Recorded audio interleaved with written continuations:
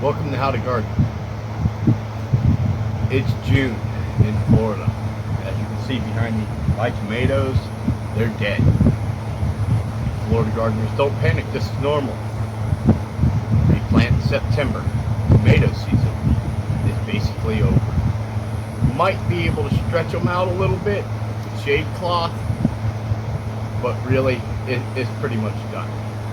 It doesn't get cool enough at night for it to really set any fruit, and you're basically waiting on being able to harvest the last of them and then take them out. I'm going to show you a few things.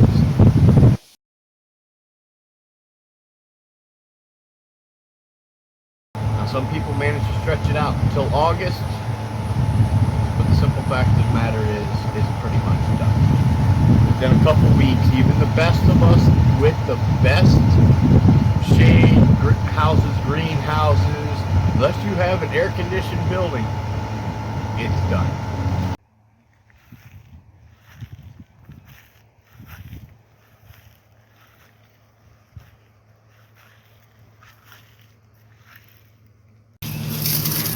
So, when you're cloning, find yourself a good piece like this.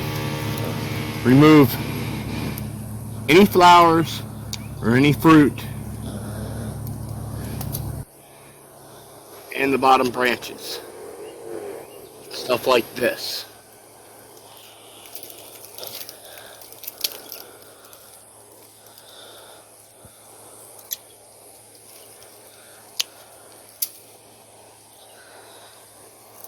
Make sure you get any fruit or any flowers. Once you have your cuttings, put them in some water, something like a jar or cup, you know, whatever you have. Make sure you've cleaned up the bottom real nice. No branches, no flowers, no bottom leaves. Oh, see, there's the bottom leaf I missed. Go ahead and take off both of those.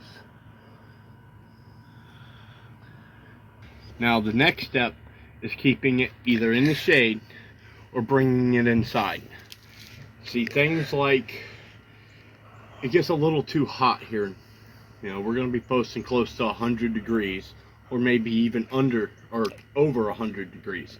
So keeping them in the shade helps, but tomatoes really like 70-degree weather. So if you happen to keep your house in the 70s, even the upper 70s during the summer, bring them inside, put them in a bright windowsill. Now all you're going to do is you're going to wait for these to root. It takes them a couple of weeks. And you plant them up and you keep them safe from the heat. Come next fall, September, that's when you plant. Now I'm going to show you another thing I do.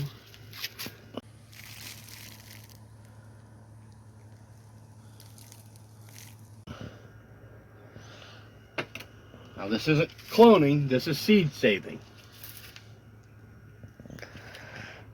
Take a paper towel and a tomato. Now these are just my cherry tomatoes. These are a really good purple tomato. But the seeds for this purple tomato are ridiculously expensive. So I got my paper towel and I just squish the seeds onto it.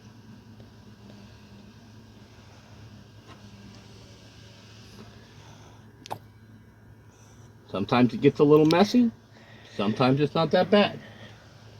If 3 or 4 tomatoes, you can nick them, and that helps.